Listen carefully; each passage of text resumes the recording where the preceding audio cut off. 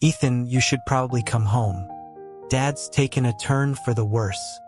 The woman's voice on the phone was heavy with a weariness that had long since replaced any sense of urgency. All that remained was a hollow guilt. "Sarah." Along a sun-bleached corridor of the hospital, a doctor stood with a posture of ingrained discipline. Ethan's features were fine and scholarly behind thin, gold-rimmed glasses. He held the phone to his ear and stated calmly that she should text him a photo of the doctor's official report. The voice on the other end, his sister's, became cautious. She suggested that 2 years had passed, that their father was filled with regret, and asked if he might consider coming home for Christmas to see them. His refusal was immediate and sharp. He frowned, his patience thinning. He told her that if there was nothing else, he had to go, as it was a busy day. A sigh traveled through the line from Sarah. In the background, a familiar, booming male voice could be heard asking if that boy wasn't coming back. Ethan's left hand, which had been buried in his pocket, tightened into a fist. He sighed softly and told his sister to stop letting their father use her to lie to him. Sarah's defense was a tired one. She lamented that her siblings had all moved away, leaving her to care for their parents alone. When their father insisted she call and lie, she felt she had no choice. Ethan changed the subject, offering to send her some money for the holidays so she could buy something nice for her daughter, his niece. Sarah insisted she had enough, reminding him that he was the one living in Chicago and should try to connect more with their other sister, who lived nearby. After a deep breath and a long roundabout path, she finally arrived at her real question, asking how his hand was doing. The usual. At the mention of his hand, a flicker of irritation broke through Ethan's composed exterior. He repeated that he had to go to work.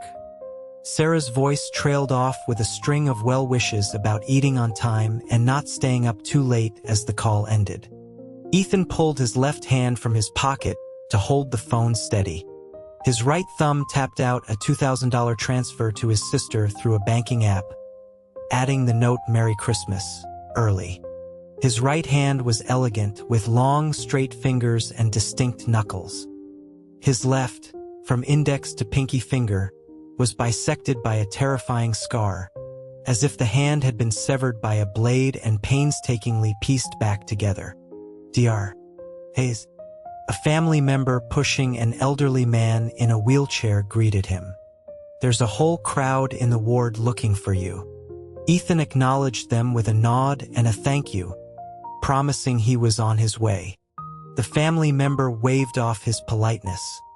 This was the main event of Ethan's day, hosting a documentary film crew. He walked down the long, narrow hallway, past the oncology department, and into the south-facing room that received the best light. This was his domain, the palliative care unit. The ward, usually a place of quiet resignation, was now bustling with the energy of healthy bodies.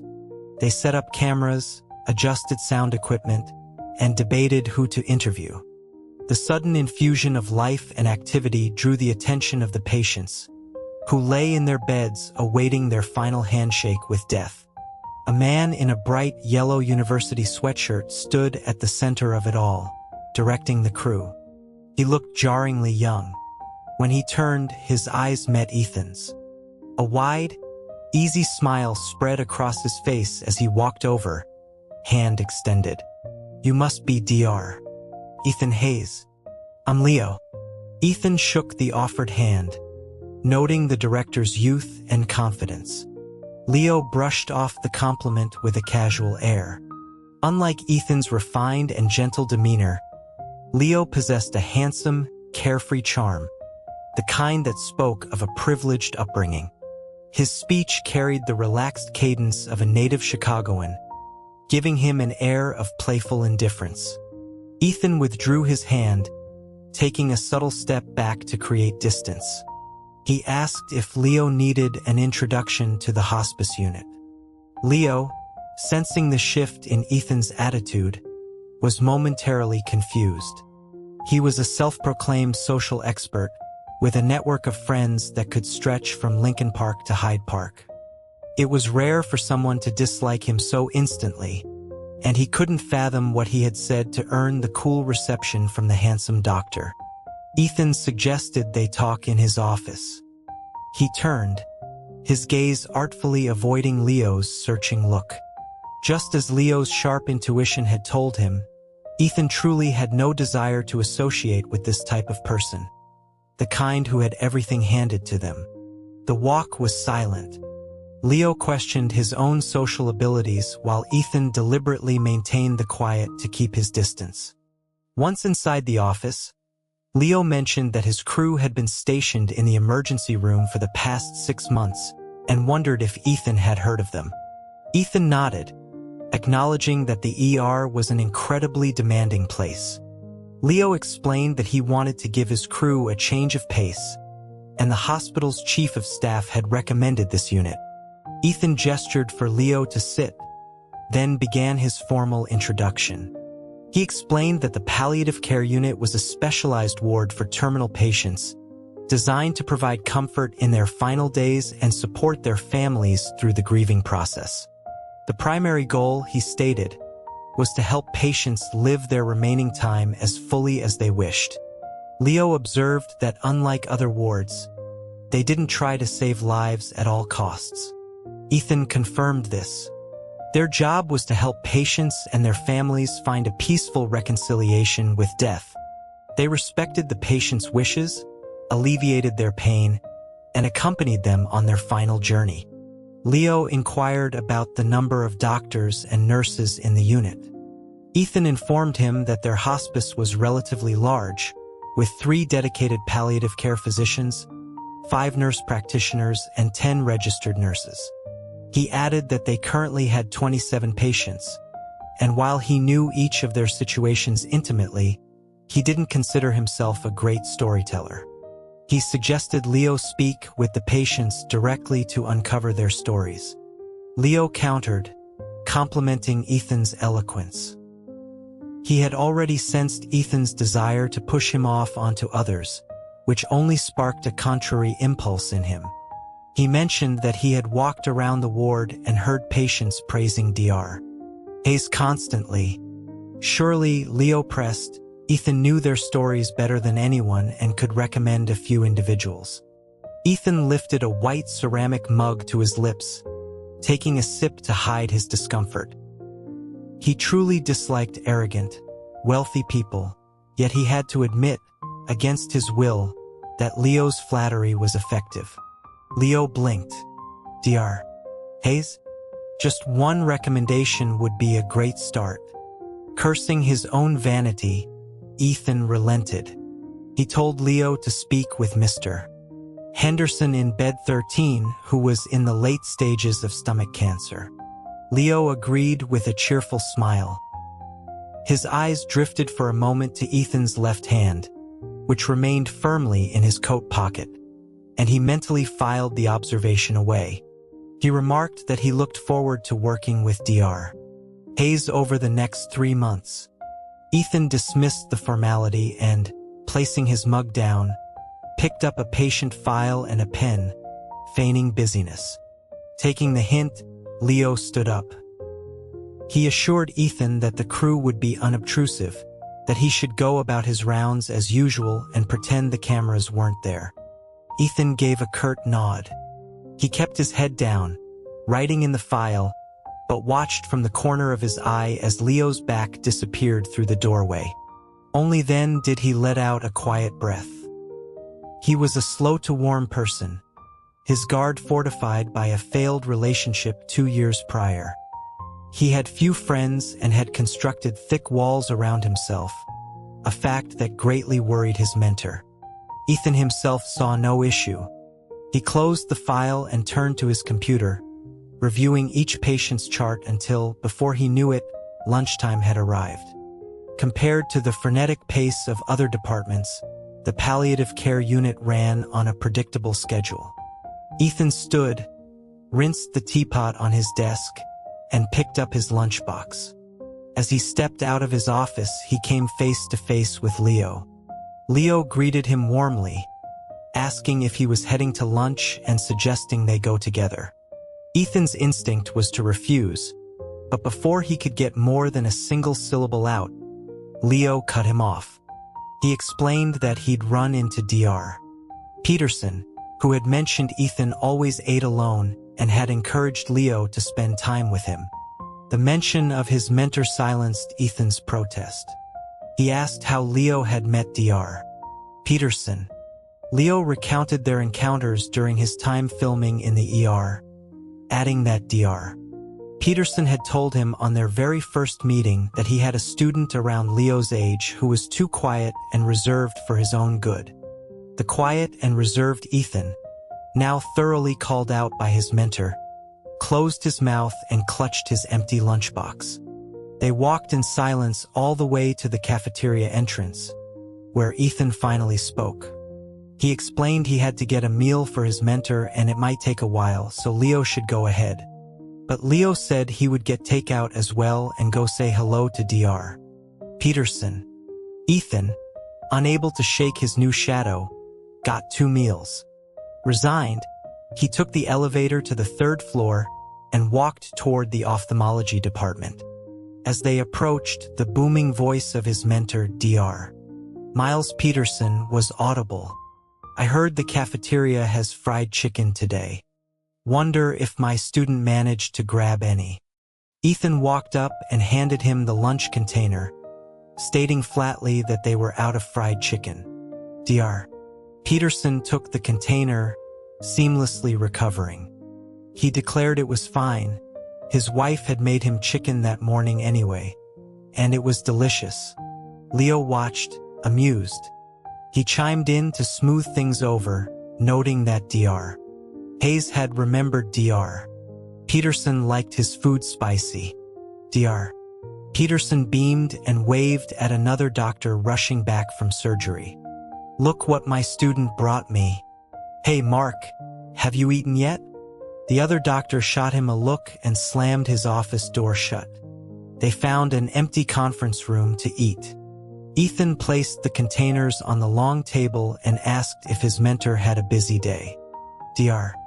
Peterson confirmed that every day was busy and that he had clinic hours in the afternoon. He invited Ethan to join him. Ethan agreed. Leo, confused, asked why a palliative care doctor would be attending an ophthalmology clinic. Dr. Peterson explained with a hearty laugh that Ethan was his student, so of course he would attend his clinic. He glanced at Ethan, who was focused on his food and offered no further explanation. Feeling like he'd missed something important, Leo ate his meal in silence, deciding not to pry any further into Ethan's affairs.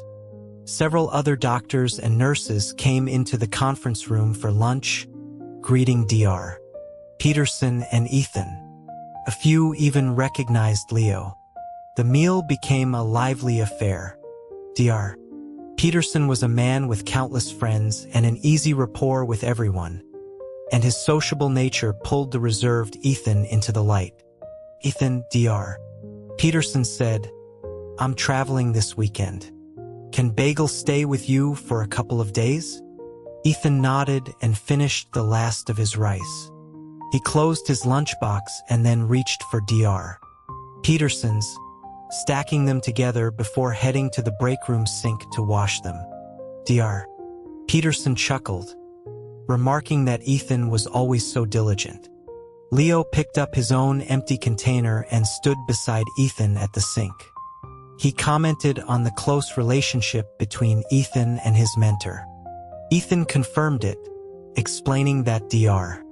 Peterson often forgot to eat because of his busy schedule, which wasn't good for his stomach. He meticulously cleaned the grease from the crevices of the containers. He then informed Leo that he had clinic that afternoon, but would take him to meet Mr. Henderson the next day. Leo expressed surprise, having assumed he would have to approach the patient on his own. Ethan said that was also an option. No, I have social anxiety," Leo claimed dramatically. Ethan turned off the faucet and looked at Leo, a slight frown of disbelief on his face. He asked if Leo truly had social anxiety. Leo nodded without a hint of shame, insisting he was terrible at talking to the elderly.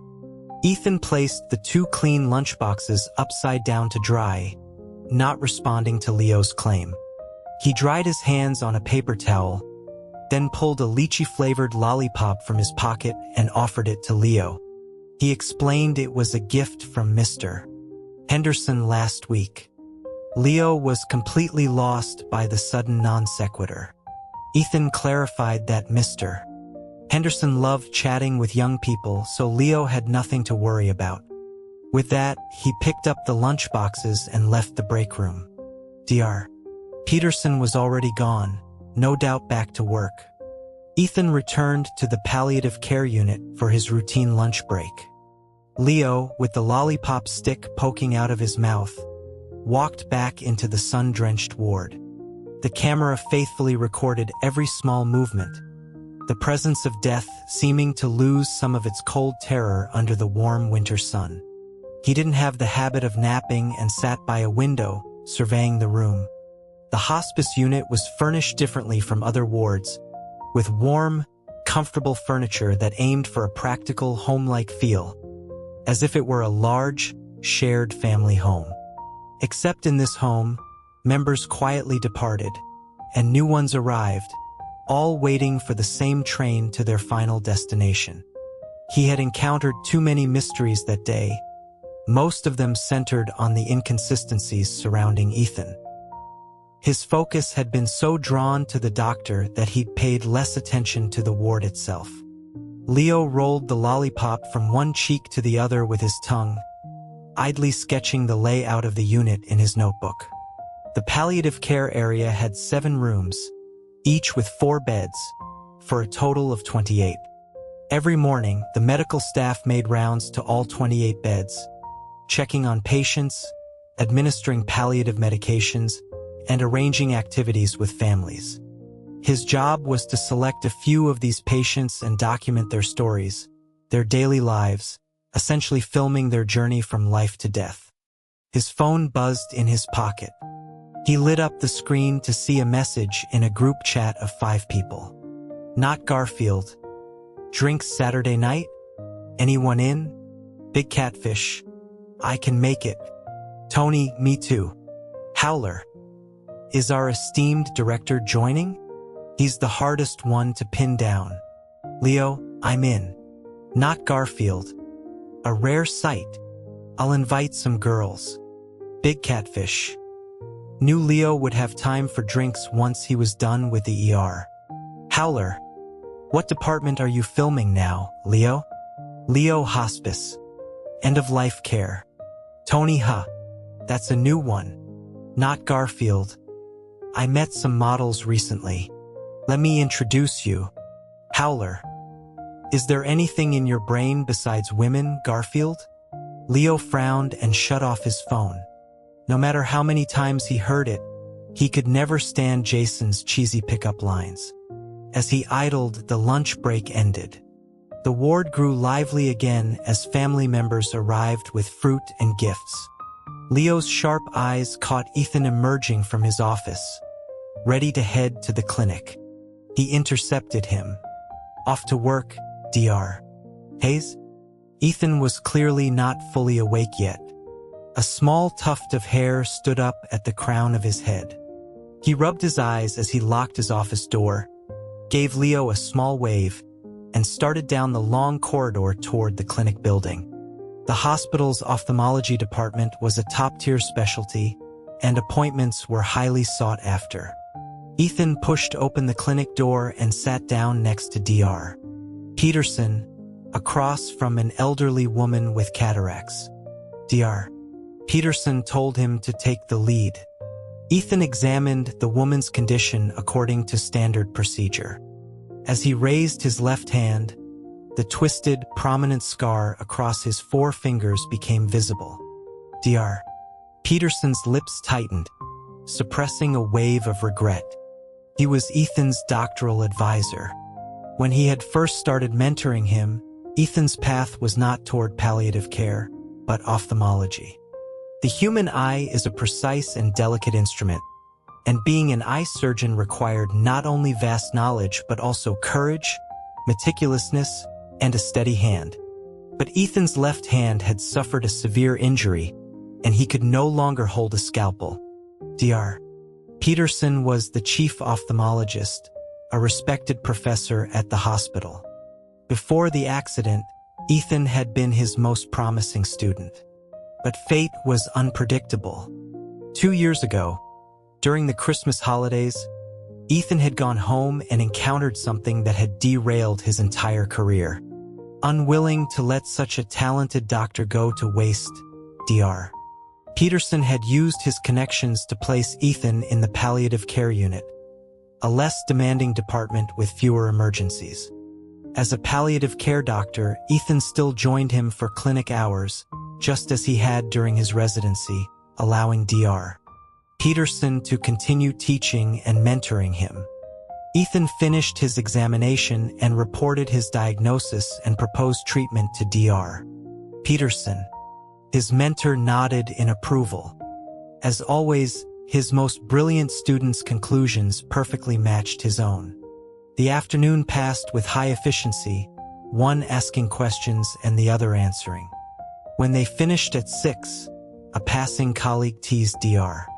Peterson, asking if he was using a cheat code in the clinic. Dr. Peterson laughed and clapped Ethan on the shoulder, boasting that his Ethan was a genius. Ethan smiled shyly at the colleague and asked his mentor if he should go pick up Bagel. Dr. Peterson explained that his wife was coming to pick him up and would bring the dog. They walked out of the clinic building side by side. Dr. Peterson mentioned he had another surgery later and told Ethan not to wait for him for dinner. Ethan replied that he would get his dinner and leave it on his desk. Dr. Peterson, who with his wife had chosen to be child-free, had never expected to have children of his own. Then he met Ethan and felt as if he had gained a son, a true gift from heaven. He asked if Ethan was going home for the holidays. Ethan said he wasn't. He asked about his mentor's plans. "We're staying home. You should join us," Dr. Peterson invited. "You can help me in the kitchen and make a few special dishes for your aunt." Ethan nodded.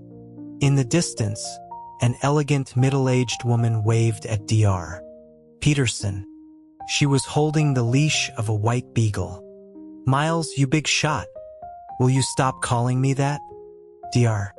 Peterson said, his face a mixture of exasperation and affection. "Hey, Kate." Kate handed the beagle's leash to Ethan and asked how his day was. Ethan greeted her politely, holding the leash and reporting that the afternoon in the clinic with Dr. Peterson had been good. Kate was pleased. She then asked if he was going back to his hometown for the holidays. He said he was not. "Perfect," she said. "We'll celebrate together. You're so much more helpful and considerate than this old man. Let me tell you about our boy Leo here. He was nominated for, what was it, some big British film award. Jason was holding court, introducing Leo to 5 tall, beautiful women. A BAFTA nomination for Best Film. Leo corrected him, unable to resist. "Just a nomination, I didn't win." "That's still incredible," one of the women said, extending her hand to Leo. "Amaya." Leo shook her hand. "Leo."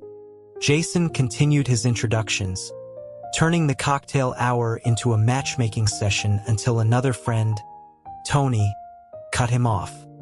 He complained that Jason was monopolizing the conversation when Leo had barely gotten a chance to speak. "Humph, look who's talking," Jason retorted, nudging another friend, Nick, who was quietly drinking by himself. "Nick, say something." "Sure," Nick said, looking at Leo. "My dad is always telling me to learn from you." "What exactly am I supposed to learn?" "Filmmaking," Leo replied. "You can help me move equipment. $200 a day." "Forget it," Nick grumbled. In the corner, the most out-of-place member of their group, Oliver, was engrossed in a copy of Nietzsche's On the Genealogy of Morality. He turned a page and declared softly, "Life is meaningless." Leo turned to Jason. "So, what's the plan for tonight?" "Drinking, chatting," Jason said, holding the hand of the woman next to him. "Good company, good wine. What could be better?" "Seriously, there isn't a single normal person among us," Tony muttered. "What is normal and what is abnormal? Is being different from the majority abnormal?" Oliver pushed up his glasses theatrically. "The ultimate meaning of life is abstinence." Leo didn't follow Oliver's logic, but before he could ask, Nick had already snatched the book away. "Just shut up, man. It's getting annoying."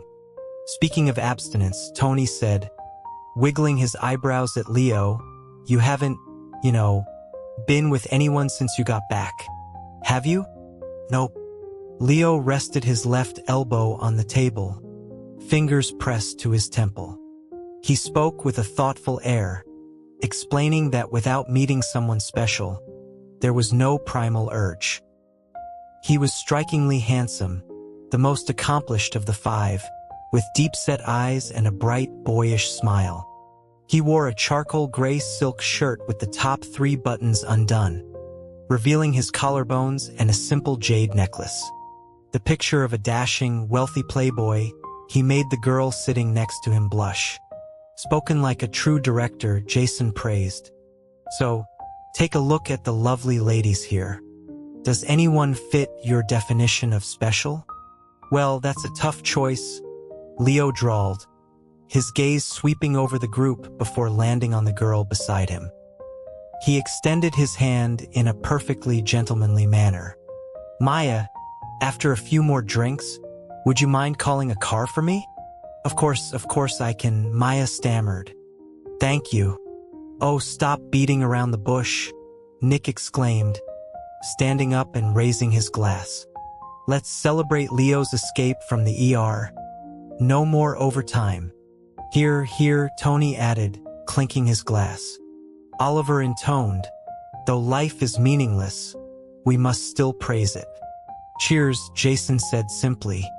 As their glasses chimed together, Leo announced that if any of them ever got sick, he could get them an appointment at Concordia Hospital for anything. "Get Oliver an appointment with a psychiatrist," Tony suggested. "Don't bother," Nick said. "Just cremate him." "I'll pay for the urn," Jason offered. Oliver adjusted his glasses and sniffed disdainfully. "Humph. Mortals." At 7 the next morning, Ethan pushed open his office door and froze. Leo was fast asleep on the sofa. Ethan's first instinct was to check his breathing. The man was alive, just deeply unconscious. "Leo." Ethan tapped his face. "Honey, stop," Leo mumbled, swatting Ethan's hand away before rolling over to face the back of the sofa. Ethan straightened up, his brow furrowed in disgust. He grabbed a paper cup, filled it with cold water from the cooler, and precisely splashed it onto Leo's face. A sputtering cough erupted from the sofa.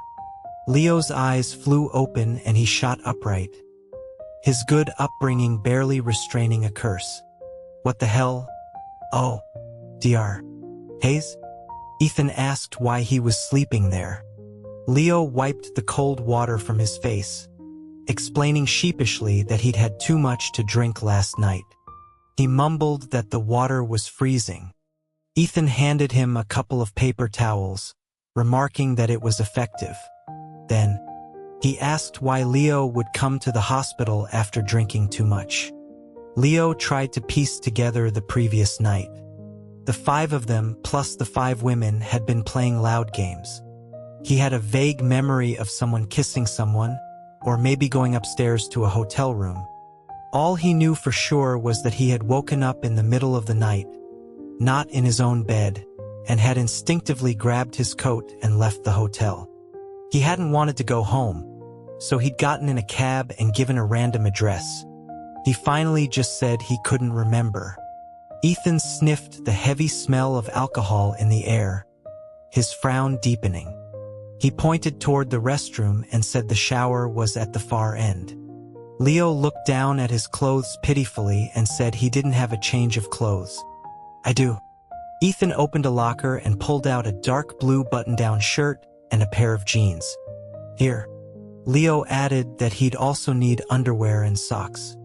Ethan pinched the bridge of his nose. He told Leo to go shower while he ran to the convenience store. Okay, thanks, Leo said, looking embarrassed. He walked slowly toward the restroom, his head still spinning from the alcohol. Ethan followed him, watching until he was safely inside the shower before leaving the office. There was a 7-Eleven across from the hospital entrance. Ethan went in and stood before a dizzying array of products, realizing with a jolt that he had forgotten to ask Leo for his sizes.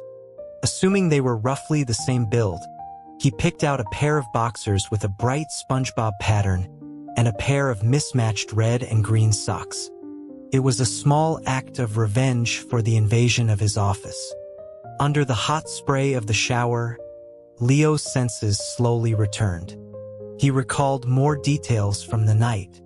The 5 of them were all from privileged families, wanting for nothing. Their desires were easily met, so they pursued higher-level goals. Dreams, honor, power, freedom. Leo had chosen dreams, moving to the UK to study filmmaking at the University of Edinburgh. His work had been nominated twice for a BAFTA, but he had never won. Tony had chosen power, following his family into politics, where he now battled spreadsheets and reports. Jason had chosen freedom, spending his days in leisure and indulgence, which delighted his parents. As long as he didn't try to start a business, the family fortune could support him for 10 lifetimes. Oliver had chosen honor and was currently a philosophy PhD candidate, looking more unhinged with each passing day. Nick was the youngest and idolized Leo, wanting to build a career of his own, but still searching for his path, fluctuating between bursts of motivation and stretches of aimlessness. When they got together, despite their different paths, they always had endless, chaotic conversations. Leo couldn't remember the nonsense he'd spouted, only that it was a mix of excitement and frustration, which had left him feeling empty and lonely upon waking. The water rinsed the foam from his hair. Leo let out a long breath. Nothing felt exciting anymore. He came from a family of pharmaceutical moguls. His brother and cousin ran the company, and all he had to be was an idle heir. His dream was something no one really cared about, whether he succeeded or failed. After 8 years in Europe trying to create a masterpiece, he had to face the fact that he was talented, but not a genius. He needed more life experience, to connect with more people and hear their stories instead of just floating on a cloud of applause and praise. So he had come back to the US to document life and death. The 6 months in the ER had been shocking and had created a new urgency in him. He desperately needed someone to discuss these stories with, to spark new ideas. His 4 friends were not those people. They lived even more detached lives than he did. Leo turned off the water and grabbed a towel. A knock came at the door. It was Ethan's voice. "Leo, for you." Leo looked down. A clean, slender hand was offering him a pair of red and green socks and SpongeBob boxers. His mouth twitched. "Dr. Hayes has unique taste." Outside the door, a smile played on Ethan's lips. Leo reluctantly put on the childish underwear, a pattern he hadn't worn since he was 6. He had no choice. Everything he wore was a loan from Ethan. Shirt, jeans, socks, SpongeBob. When in another man's office, you wear his cartoon boxers. Ethan tried to suppress his amusement, but his posture, standing perfectly still and waiting for the show, gave him away. A steamy Leo emerged, toweling his hair dry. He sat on a low stool and pulled on the socks. The bright red and deep green were hideous, instantly transforming the sophisticated young heir into a country bumpkin. He pulled the pant legs of the jeans down, but they couldn't hide the sock's visual assault. He sighed, gave up, and checked his phone. 7 or 8 new messages pinged. He opened the group chat. Jason's voice message was thick with suppressed laughter. "Leo, you okay? Where'd you end up last night?" Leo's face was a mask of stone as he played the video Jason had sent. In it, he was holding a bottle of wine, drunkenly cursing the BAFTA committee in fluent English for not giving him the award. Oliver, the only other one fluent in English, was beside him, chanting in Latin and patting his shoulder. Jason's text read, "Maya wanted to help you upstairs, but you refused. You just stood on the street yelling for a cab and cursing at anyone who tried to help. Only you would spout Shakespeare after that many drinks." Leo grit his teeth, turned off the message, and looked up to see Ethan peeking around the corner. Caught red-handed, the doctor awkwardly stepped back. He announced he was going to do his rounds and quickly left the office. "I'll come with you," Leo said, pocketing his phone and hurrying to catch up, trying to salvage his image. "I was out with friends last night. We hadn't seen each other in a while, and they really laid into me." Ethan gave a non-committal hum. He then asked what BAFTA was. As a medical doctor with a PhD, he'd had no trouble understanding Leo's drunken English rant. "Some obscure, worthless award," Leo said with a self-deprecating laugh. "Only a nobody director like me would care about it." Ethan changed the subject, saying he would take Leo to meet Mrs. Vance. Leo was confused, asking what had happened to meeting Mr. Henderson. "Mr.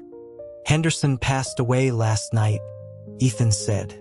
He paused for a few seconds before adding, "Around here, death is a common occurrence." Leo froze. He had never met the man, but he had eaten the lollipop Mr. Henderson had given Ethan. From last Thursday to this Monday, in the span of just a few days, the man Ethan had described as someone who loved chatting with young people was gone. Ethan walked silently into the second room. A white-haired woman was sitting up in the bed by the window. She looked to be in her 70s, a small flower pinned in her hair. Her expression was relaxed, though her voice was weak as she greeted Ethan. "Good morning, Dr. Hayes." "Morning, Eleanor." Ethan stepped aside to introduce Leo. "This is Leo. He'll be filming a documentary in our unit for a while. I was hoping you might be willing to participate." Eleanor agreed readily. She raised a frail hand to tidy her hair, repinning the flower. She said she'd love to, especially if her husband could be on camera with her when he arrived. Leo followed up quickly, thanking her for her support. Eleanor then asked if they could do her makeup, saying that if she was going to be on television, she wanted to look pretty. Her accent was soft, hinting at a southern upbringing. Leo nodded. "Of course. I'll get a makeup artist." "Thank you, young man," she said, her voice raspy. "Since I got sick, I haven't had the heart to dress up." Leo glanced at the chart at the foot of her bed. Eleanor Vance, 72, late-stage esophageal cancer. Ethan stood by her bed, hands in his pockets, asking routine questions about her pain, her sleep, and how she felt when she ate. Eleanor answered each one. Because of the cancer, she could only manage soft, moist, pureed foods, and swallowing was a difficult and painful process. Leo left to find his crew, passing an elderly gentleman carrying a cloth bag on his way in. "Honey, I bought you a wool hat. Do you like the color?" the old man asked as he walked to the bedside. He pulled out a fluffy white hat and handed it to Eleanor, nodding a greeting to Ethan. "Dr. Hayes, morning." "Good morning." Eleanor took the hat. A bright yellow forsythia was embroidered on the side. She put it on. The white hat against her gray hair was a lovely contrast. "This is beautiful," her husband said. Ethan took out his phone and snapped a couple of pictures for her, promising to print them out later. Eleanor thanked him. The room was warm, so she took off the hat and placed it on her bedside table, telling her husband that they were going to be on television. Leo returned with 2 makeup artists. He joined the conversation, telling her that the documentary would be broadcast on a major network. Ethan stepped back to give them space. Leo moved to stand beside him and asked in a low voice how much time Eleanor was estimated to have. 3 to 6 months, Ethan replied. She has a daughter who comes every evening. She's a lot like her mother, very easy to talk to. Leo asked if Ethan was this familiar with every patient's situation. Ethan simply said it was part of the job. He then tried to excuse himself to check on other patients, but Leo caught his wrist. He asked if Ethan would be on camera too. Ethan didn't understand. Leo explained that they weren't just recording the patient's stories, but the doctor's as well. A doctor's daily routine would form the main narrative thread. Ethan protested that he didn't have a story. Leo pressed, saying that Dr. Sheen and Dr. Lou, the other 2 palliative care physicians, had already agreed to be filmed. He asked if Ethan didn't want to be a team player. Ethan adjusted his glasses, skeptical. He asked if they had really agreed. Leo nodded, adding that Dr. Sheen had told him Ethan would be the hardest to convince, so he'd gotten their permission first before asking him. Ethan couldn't understand why he had the reputation of being difficult. He reluctantly conceded. "All right." Leo immediately called over a cameraman to follow Ethan on his rounds and personally clipped a microphone to his lab coat. He told him not to be nervous, to just act as if the camera wasn't there. Ethan nodded, but he was tense, his lips pressed into a thin line as he glanced at the dark lens. Leo sized up Ethan's appearance. Lab coat, white shirt, black casual pants. It was a simple outfit, but on Ethan, with his refined features and gentle yet scholarly air, it created a certain atmosphere. Leo then asked him why he always kept his hand in his pocket. "My left hand was injured. I've lost some function." Ethan pulled the hand from his pocket. A deep, dark scar ran across all 4 fingers. He slowly tried to flatten his palm, but the fingers wouldn't straighten completely, the tips trembling uncontrollably. Leo was stunned, unable to find words of comfort. Ethan clenched his hand into a fist and put it back in his pocket. "Don't feel bad. It was an accident." He walked out of the room. Leo watched him go, silent for a long moment. The camera followed Ethan from one room to the next. Most of the patients in the hospice unit were elderly. The young cameraman asked if they ever had young people there. Ethan explained that even middle-aged patients were rare. People, he said, don't give up so easily. The younger they are, the more willing they are to fight until the very end. He looked toward the camera. "You've been in the ER. You know what it's like there. They'll keep doing CPR even if ribs break, just to maintain a heartbeat, refusing to give up even the slightest hope." He paused. "It's different here." As he walked, he continued, "We don't perform heroic measures. We wait for death. Okay. Tilt your head slightly to the right, a little closer to Mr. Vance." Leo directed from behind the camera. He snapped his fingers. "All right, and action." "I'm Eleanor Vance." Eleanor stumbled over her words nervously. She squeezed her husband's hand. "This is my husband, Robert." The old gentleman was a man of few words and instinctively turned his head to look at his wife. "We were both teachers before we retired. I taught English and he taught math," Eleanor said. As she spoke of her past, she reached for her phone on the pillow beside her and opened her photo album. "This is me. And this is him," The photos on the screen were old and faded, clearly scanned from physical prints, but the love between Eleanor and Robert was palpable. Leo guided them, asking about their daughter. "Yes, our daughter's name is Chloe. She's a lawyer," Eleanor said, her face glowing with pride. "Our Chloe is brilliant." She then changed the subject. "I used to love hot food. After I got sick, I can only eat things cool." Robert handed her a cup of lukewarm rice porridge.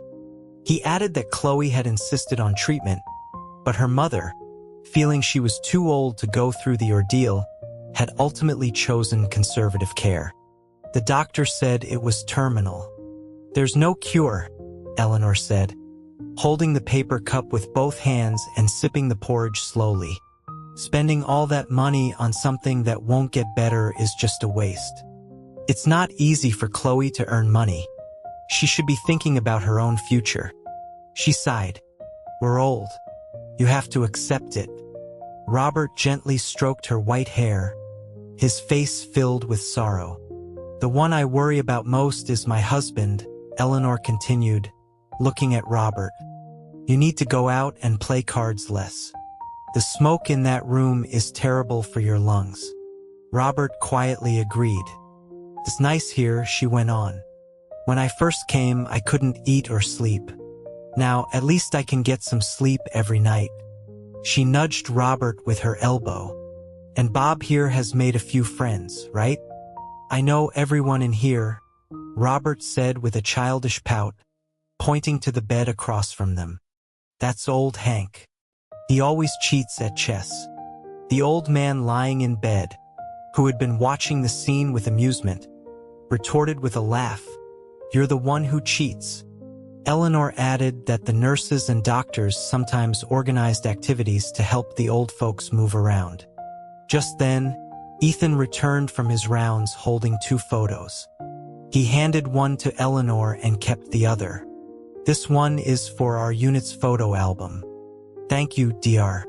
Hayes," Eleanor said, taking the photo and studying her own image. "I really have gotten old. Look at all these wrinkles.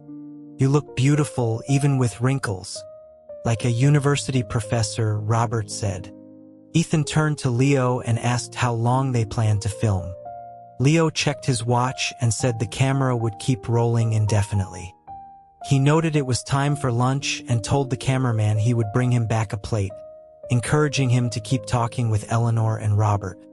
Leo caught up to Ethan, who was leaving his office with 2 lunch containers.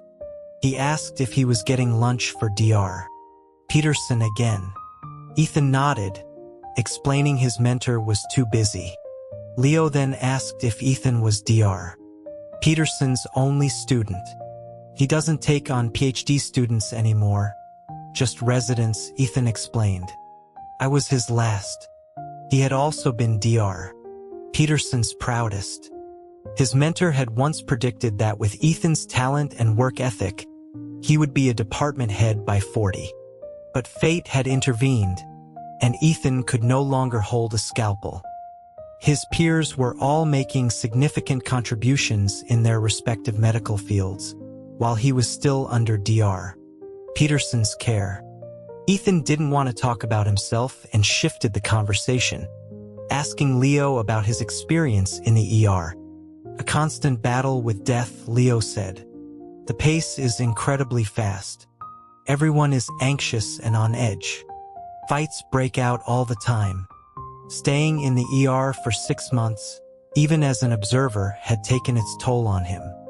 His dreams were filled with the cold, monotonous beeping of monitors and the muffled sounds of arguments." He recalled a middle-aged man who had come in still conscious, yelling that he was dying, agitated and disoriented.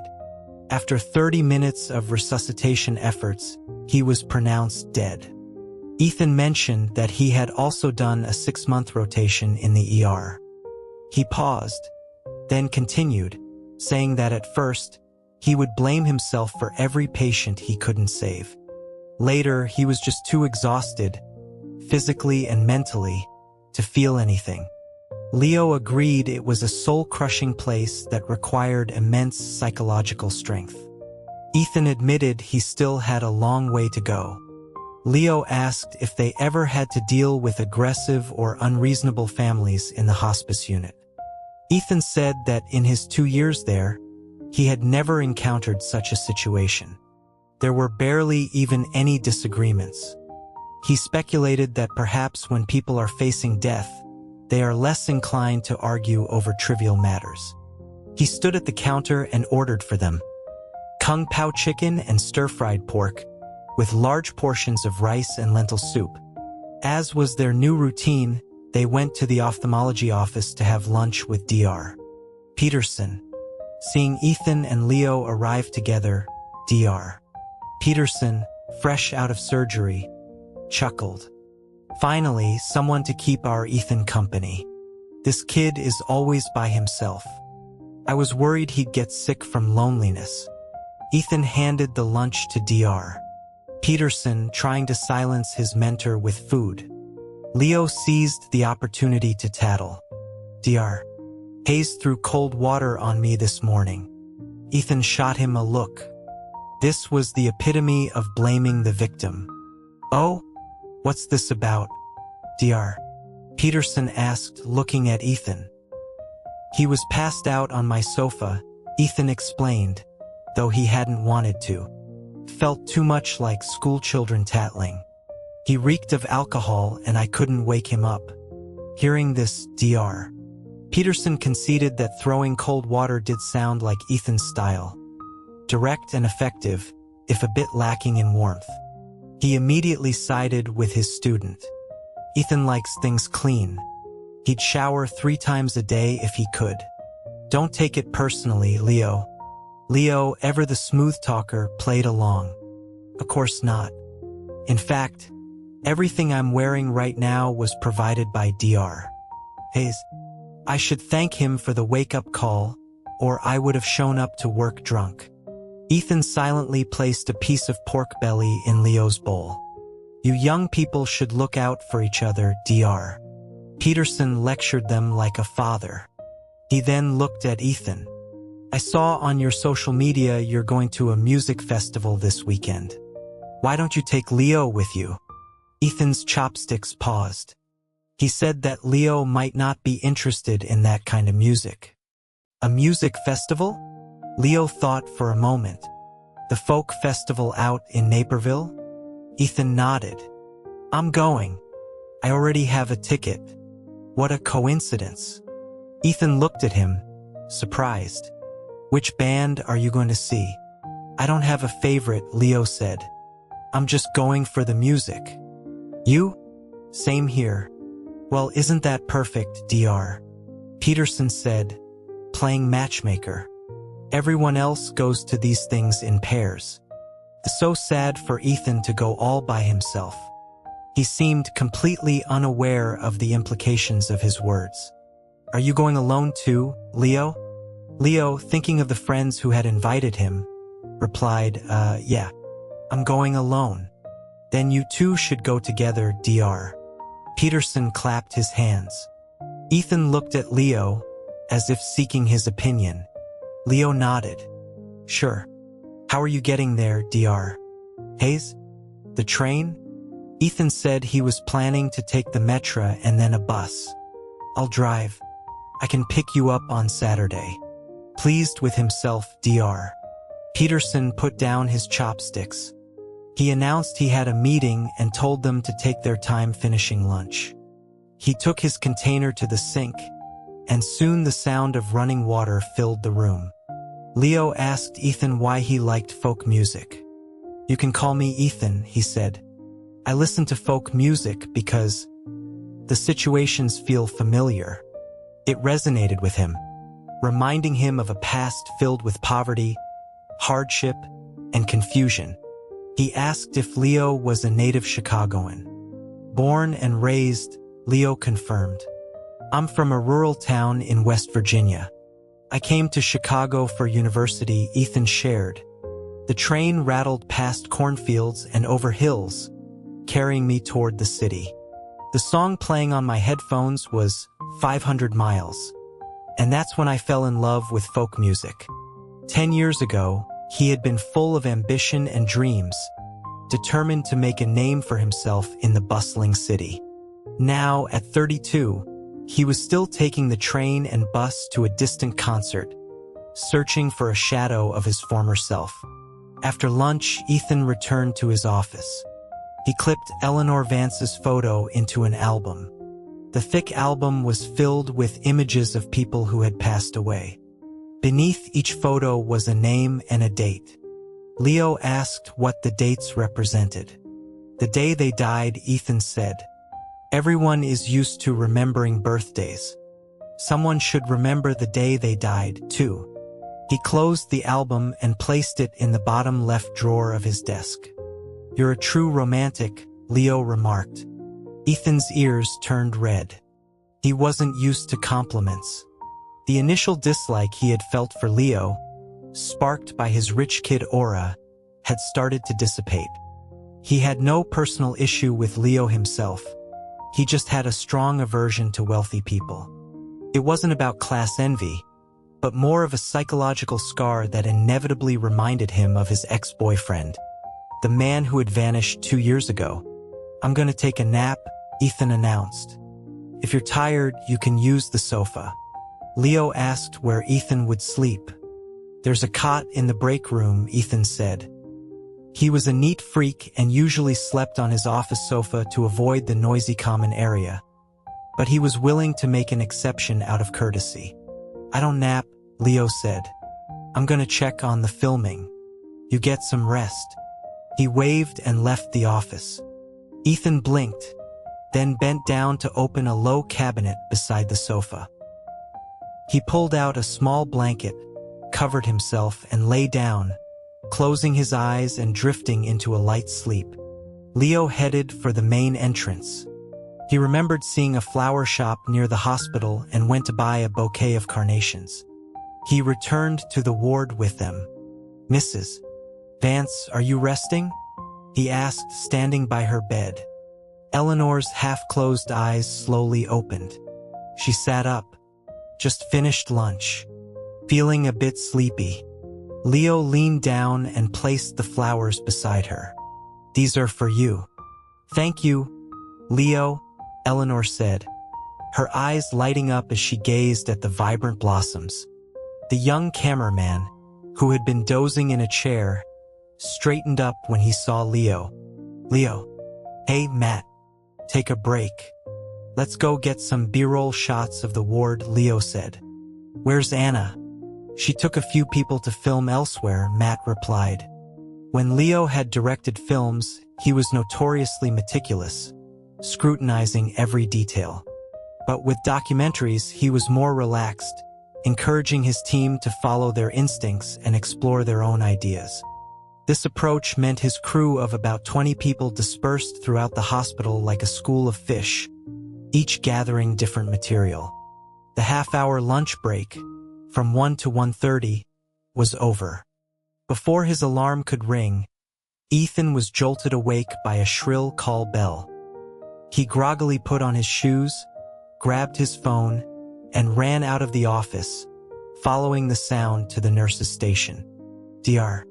Hayes, bed 19 in room 5 is critical, a nurse informed him. Ethan raced into the room. A single glance at the monitor told the story. The heart rate had dropped from 40 to 30 in a matter of seconds. Oxygen saturation was plummeting, and the EKG line was flattening. The elderly man on the bed was taking agonal breaths, a sign of central respiratory failure. Ethan instructed a trainee nurse to notify the family to come immediately. Leo, who had heard the alarm and rushed over with a camera, asked, "Aren't you going to do something?" Ethan shook his head. "Move him to the farewell room."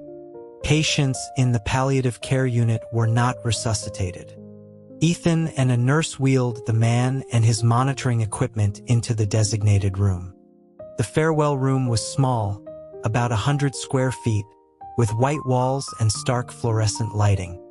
It had no windows, feeling almost like a sterile chamber from a science fiction film. 2 minutes after they arrived, the heart rate on the monitor dropped to 0. A piercing, continuous tone filled the room. "When will the family arrive?" Ethan asked. "They're taking a cab. Said they'd be here in 15 minutes, the nurse replied. Ethan switched off the monitor. He and the nurse began removing the various tubes from the old man's body, leaving behind a frail, emaciated corpse. Life comes with nothing, and it leaves with nothing. Leo stood in the doorway, stunned. He asked again, his voice trembling slightly, "You really do nothing?" "That's right," Ethan said. "This isn't the ER." Leo sat on the bench outside the room, silent and numb. It wasn't the first time he had witnessed death, but he had never seen the path to it be so calm. There were no heart-wrenching sobs from family, no frantic life-saving efforts from medical staff. It was just a quiet, matter-of-fact progression toward the end, like a dry leaf falling from a branch, a snowflake melting into the ocean. "I wasn't used to it at first either," Ethan said, sitting down next to him. "You get used to it after seeing it enough." He spoke philosophically, stating that humans were no different from other animals, subject to aging, sickness, and death. People just celebrated birth and feared death, as if they could live forever. His tone held a hint of irony. They pinned their hopes for immortality on their DNA. Realizing he had strayed from the point, he fell silent, simply sitting with Leo. The nurse turned off the main light in the farewell room, leaving only the dim corner night lights on out of respect for the deceased. "What was the old gentleman's name?" Leo asked. David Moo," Ethan said. "He had a good life. He started by selling noodle soup from a street cart and eventually opened his own restaurant, which supported his 2 children. He was 78 with liver cancer and had been in the unit for over 4 months. About 15 minutes later, David Moo's children and relatives arrived in a large, hurried group. Ethan pointed to the farewell room. "He's in there. Go on in." The middle-aged woman at the front of the group's eyes immediately reddened. She rushed into the room, and moments later, the sound of soft, intermittent crying could be heard. Ethan gestured for Leo to leave with him, giving the family space to grieve. Back in Eleanor Vance's room, the first thing Ethan noticed was the vibrant bouquet of carnations. He asked if her daughter had brought them. "No, Leo did," Eleanor said. "Aren't they lovely?"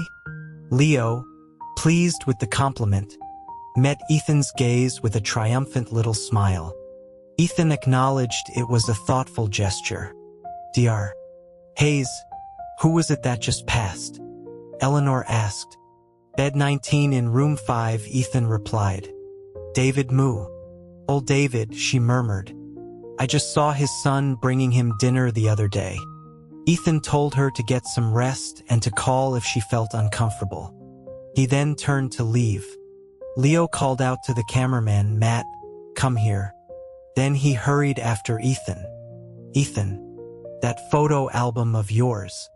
Can I film it for some footage?" "Sure," Ethan said, a little taken aback by the overly familiar use of his first name. He added that Leo could just call him Ethan. Leo argued that calling him by his full name felt disrespectful. "How old are you?" Ethan asked. 30. "I'm 32.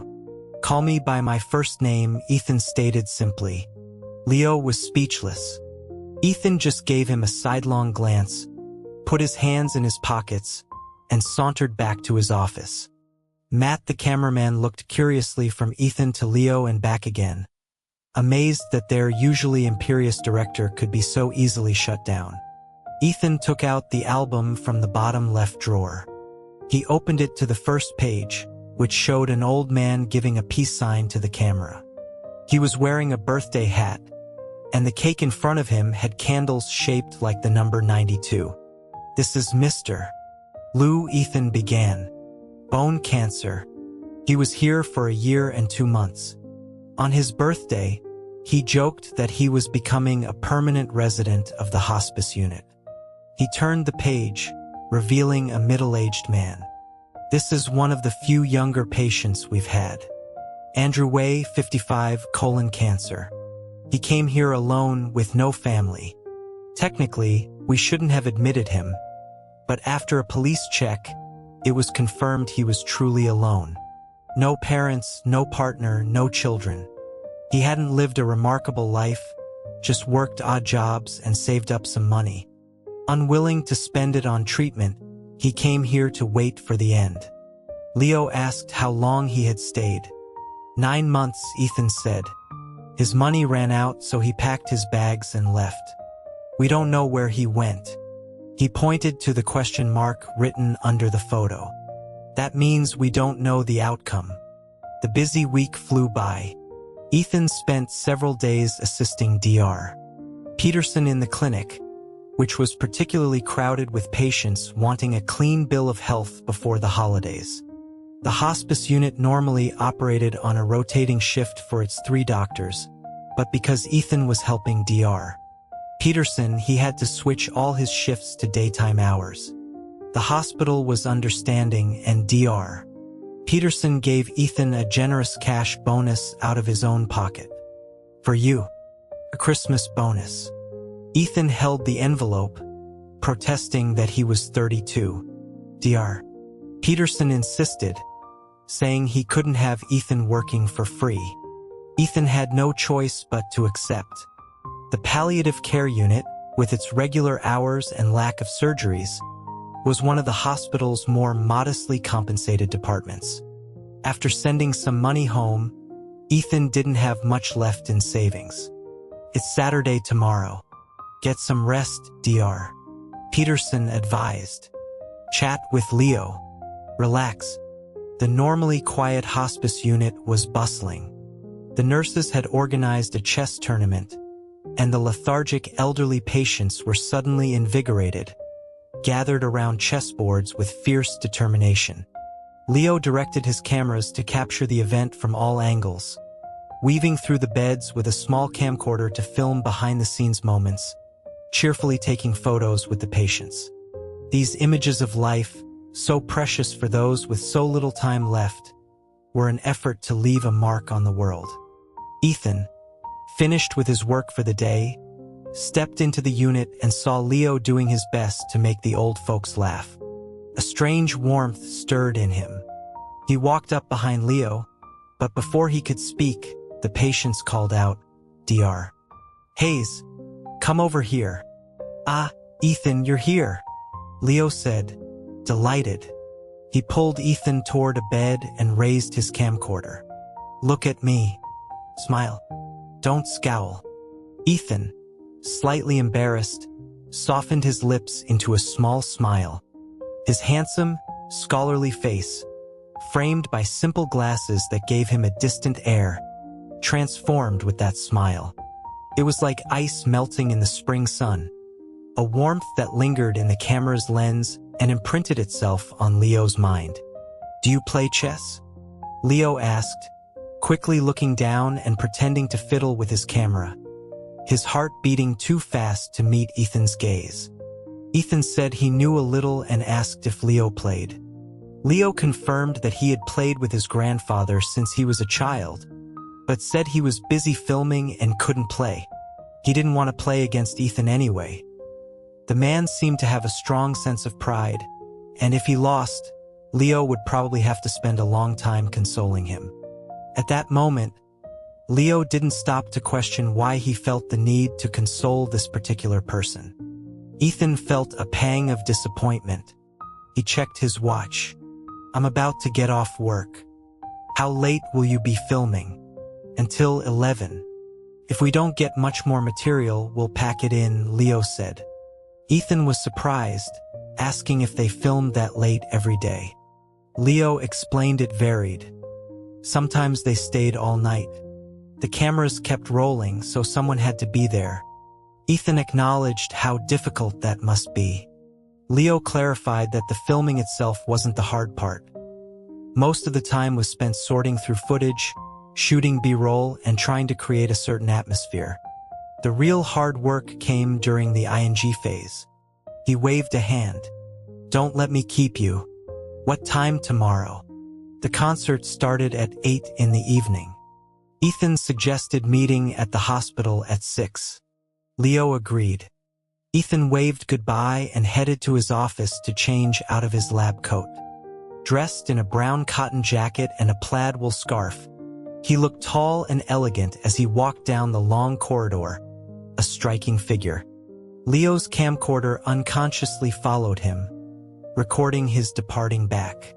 He realized with a jolt that Ethan's attitude toward him was different from the previous week, like a corner of an iceberg had broken off, revealing soft grass and wildflowers beneath.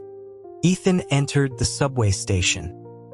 He lived not far from the hospital, in an old but well-maintained neighborhood a few train stops away.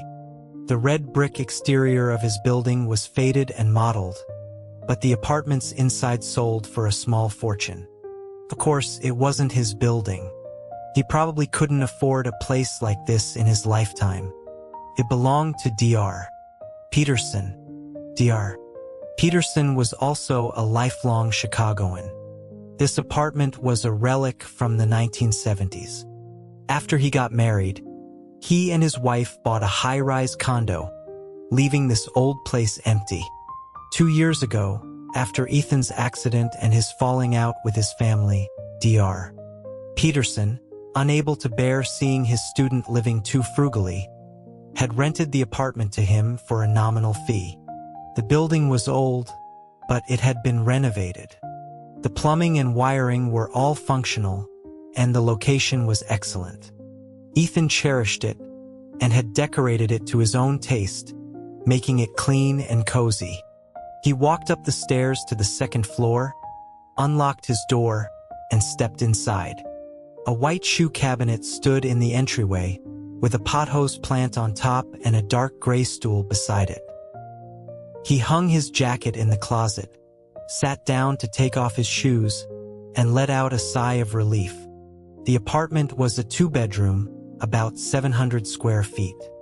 The layout was dated, the bathroom had no window and the kitchen was on an enclosed balcony. But Ethan didn't mind. He padded in his slippers to the fridge, taking out a package of pasta, 2 tomatoes and 3 eggs, intending to make a simple tomato and egg pasta. The doorbell rang. Ethan paused from peeling garlic and went to the door. "Who is it?" "It's me." "Open up," a cheerful female voice commanded. It was his older sister. Ethan opened the door. A stylishly dressed woman reached out and pinched his cheek. "What are you doing?" "Making dinner." "I brought crab," his sister, Chloe, announced, holding up a box. "You can make it for me." "All right," Ethan said, taking the box and letting her in. "You're not working late today?" "Give me a break," Chloe said. "I worked late Monday through Thursday. If I have to work late on a Friday too, I'm gonna pull my boss's hair out." She kicked off her shoes and flopped onto the sofa barefoot. Chloe was 5 years older than Ethan, with a lively, outgoing personality and a youthful face that made her look no older than 30. "I'll go steam the crabs," Ethan said, heading to the kitchen. He had 3 older sisters. The eldest had moved to Florida for college and stayed there. Chloe, the second, had a bachelor's degree and had escaped their family to build a career in Chicago, and was still single. The third, Sarah, had stayed in their hometown in West Virginia to care for their parents. Ethan had been the most doted-on child in the family. His sisters had supported him unconditionally through his PhD. He had once believed he would have their support no matter what he did, but that had turned out to be wishful thinking. "Ethan," Chloe called, startling him. "What are you thinking about?" "The pasta is going to overcook." He rushed to turn off the stove, grabbing chopsticks to scoop the pasta into a bowl of cold water. He asked if she wasn't going home for Christmas either. "When do I ever go home for Christmas?" Chloe retorted. Be glad I came to see you. Now say it with me. Thank you, sis. Thank you, sis, Ethan repeated dutifully. Chloe burst out laughing, patting his ear affectionately. My silly little brother. Anyone could guess the parents' preference in a family with 3 daughters and 1 son. Normally, the boy in such a family would grow up spoiled and selfish, and the girls would feel neglected. But Ethan seemed to have been born without a dark side. He was quiet, well-behaved, and academically gifted, never competing or fighting. He was happy to share with his sisters, a stark contrast to the mischievous little boys of conventional wisdom. In middle school, some bullies had called him a sissy. The boys were jealous of the attention he got from girls, and their taunts followed him everywhere. During that confusing time of adolescence, Ethan had a vague sense that he was different, but he didn't dare explore his feelings for other boys. When Chloe, then in high school, heard about the bullying, she had, without a second thought, gathered a group of her friends and stormed Ethan's classroom, beating up the main culprits until they were crying and forcing them to write a 10,000-word apology. For a middle schooler, that was a fate worse than a broken bone. From that day on, Chloe was Ethan's protector. And even now, as adults with their own careers, she still was. There you are. Leo's brother, Mark, pushed open the balcony door, a cloud of white breath escaping his lips. He nudged Leo with his elbow. Got a light? Leo glanced at him and tossed him a pack of cigarettes. Weren't you quitting? In the process, Mark said, catching the pack smoothly. He expertly placed a cigarette between his lips and mumbled, "Fire." Leo flicked his lighter and held the flame to the end of his brother's cigarette. He took a final drag from his own nearly finished cigarette and stubbed it out in the ashtray on the coffee table. He shivered in the biting Chicago winter wind. It's freezing. You're barely wearing anything. Of course you're cold, Mark grumbled. Leo had thrown a light jacket over his shirt, which was wide open, exposing him to the wind on the 16th floor balcony. He stretched his arms and asked, "What brings you here tonight?" "Just felt like it." "Yeah, right. You had a fight with your wife and got kicked out, didn't you?" Leo said, not giving his brother an inch of sympathy, a smirk on his face. "What are you laughing at?" Mark shot him an annoyed look. "You can laugh now, but you'll be crying later." "I'm not like you," Leo retorted, pulling out another cigarette with a flourish. "You're henpecked. I'm a free spirit." Mark ignored him, leaning against the railing and smoking in silence, enjoying a rare moment of peace. His phone rang. He answered it. "Hello?" The woman on the other end spoke quickly and then hung up. "The food's ready. Get back here now." Mark's face instantly broke into a wide grin. He stubbed out his half-smoked cigarette and told Leo he was heading home. "You can enjoy the wind by yourself." "What, did she make you write an apology letter?" Leo sneered at his pathetic brother. "Apology? She's the one apologizing to me," Mark said, puffing out his chest. "I'm the king of this castle." "In your dreams," Leo muttered, rolling his eyes. Just as he was about to shoo his brother away, he remembered something. "Hey, Mark, I remember you have that old Buick. Can I borrow it for a few days?" "What for?" Mark asked, confused. "You've got 5 cars in the garage. Isn't that enough?" "Those are all too flashy," Leo said, then realizing how that sounded, quickly added, "I have a friend who's more low-key, doesn't like to show off. Can I borrow the Buick? That car's 10 years old." "I'm not even sure it'll start," Mark said. "What kind of friend has you into all this trouble?" "Just a new friend," Leo said evasively. Mark was curious about his brother's social life but also annoyed by his coyness. "When do you need it?" "I'll have to find the key." "Tomorrow." "All right, Mark said with a whistle, turning to leave. I'm off to dinner.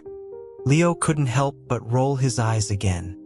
The next morning, Mark was sitting next to his daughter, trying to explain algebra, when the doorbell rang. He ruffled his daughter's hair and went to open the door. It was Leo, grinning from ear to ear. Morning, bro. Mark stepped aside to let him in. You're up early. I figured a 10-year-old car would need some maintenance, Leo said. A wash, a wax, maybe a polish. It's not like it hasn't been driven in 10 years, Mark said. I use it to take Ella to school sometimes. Hiding your wealth, I see, Leo teased. The great chairman driving an old Buick. You have the nerve to say that, Mark said, giving Leo a playful punch on the shoulder. The last time you picked Ella up from school, the whole city knew she had an uncle who drives a Lamborghini. You're something else.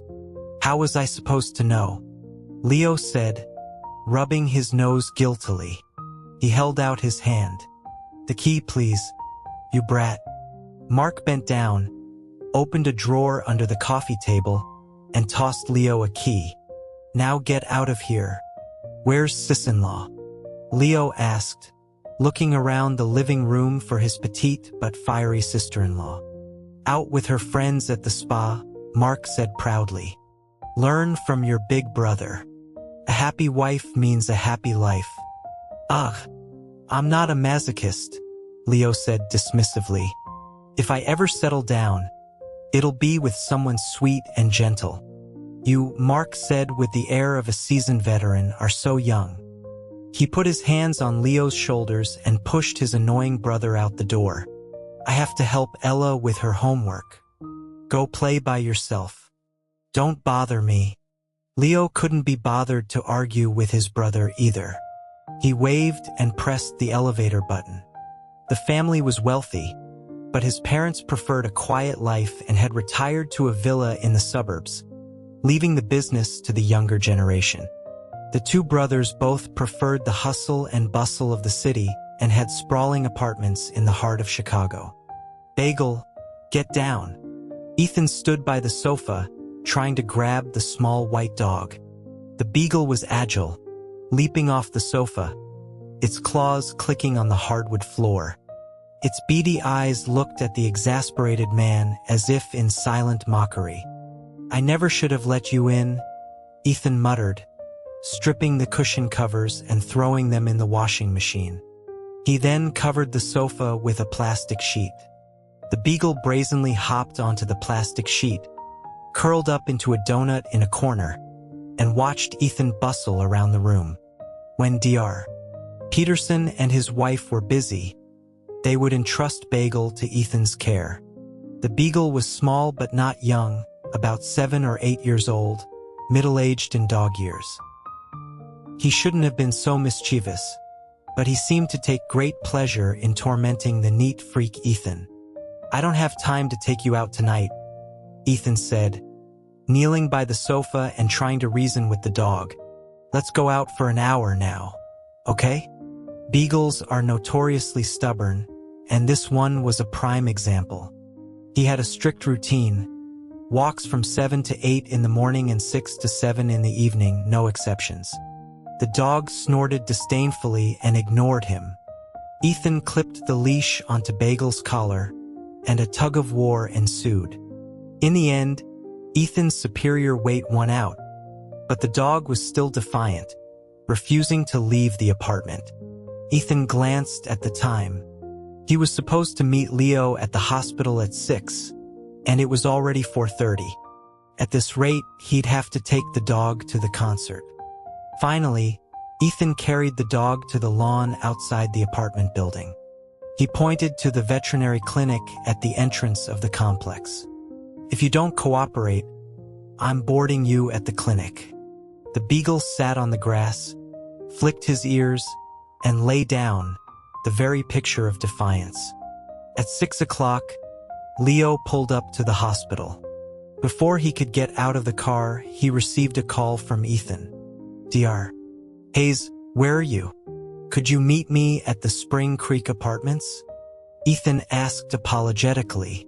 Something's come up, and I can't leave just yet. Sure. Leo restarted the car.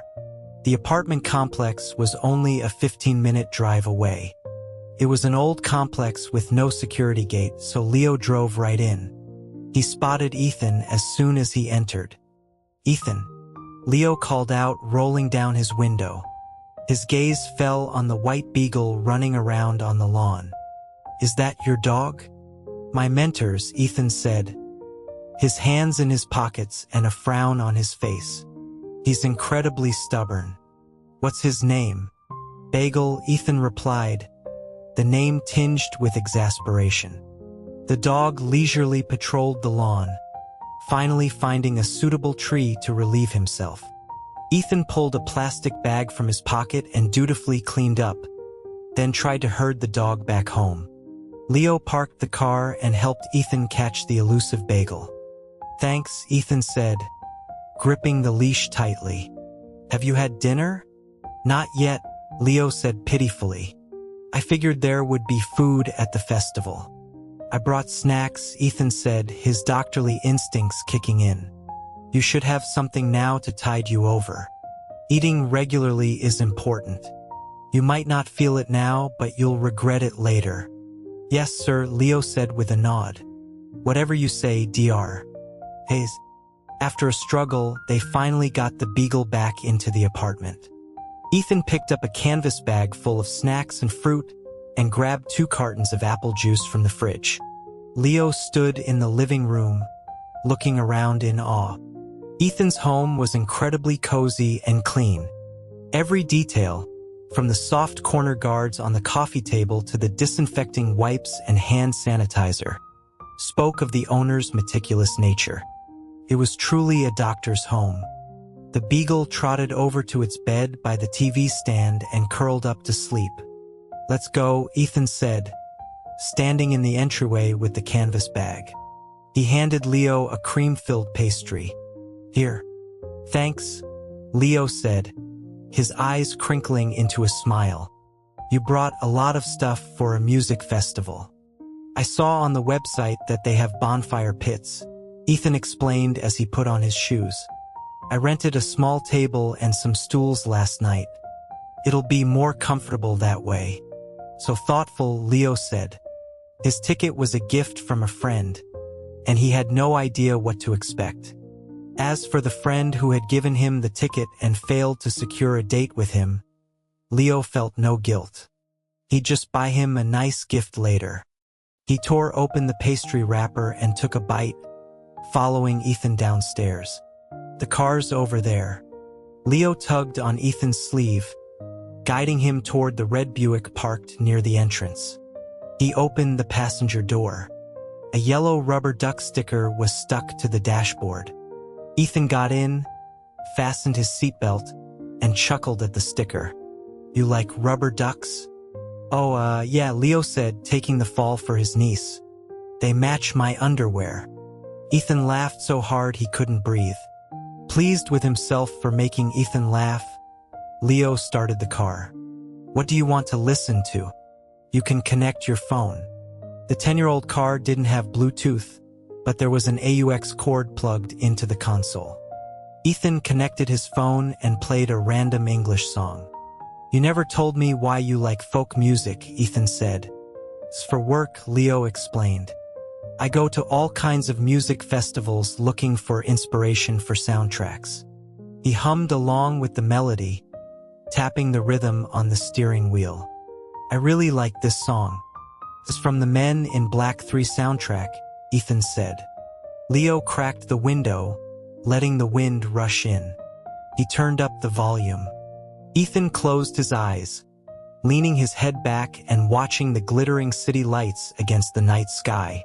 The car sped toward the suburbs, away from the setting sun.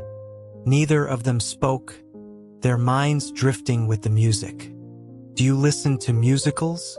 Leo asked. "I do," Ethan said. "My favorite is Hamilton. Les Mis is great too." "I've seen Hamilton live," Leo said. "My legs hurt from all the jumping." Ethan chuckled. I hope I get to do that someday. You will, Leo promised. Which song from Hamilton is your favorite? My Shot and Satisfied, Ethan replied. They're great for waking up in the morning. I like those too, Leo said. I even learned to rap My Shot to, well, he hesitated, to improve my diction. He scratched his head. It was probably for a bet with a friend when I was drunk. Ethan found this amusing. He leaned his elbow on the car door and turned to Leo. Your life sounds very exciting. If by exciting you mean embarrassing, then yes, it is, Leo said. In college, I did a social suicide challenge for inspiration. I became infamous, if not throughout Scotland, then at least in Edinburgh. Do tell. Like carrying a bucket around a children's park? Leo began, and enthusiastically introducing it to every passerby as Bob, a very well-behaved child. He adopted a dramatic tone.